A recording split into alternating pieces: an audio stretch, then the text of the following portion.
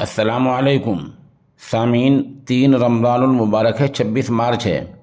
ये तिलावत आपने सुनी, ये एक मुसाबक़े की है जो माह मुबारक से पहले ज़िला शामली यूपी के मदरसा इस्लामिया अरबिया दारुल उलूम हुसैनिया मौज़ा ओदरी झिंझाने में हुआ है, जहाँ मौलाना बिलाल रशीदी ख़तीब मक्का मस्जिद ओदरी और मौलाना मोहम्मद दिलशाद हकम रहे हैं।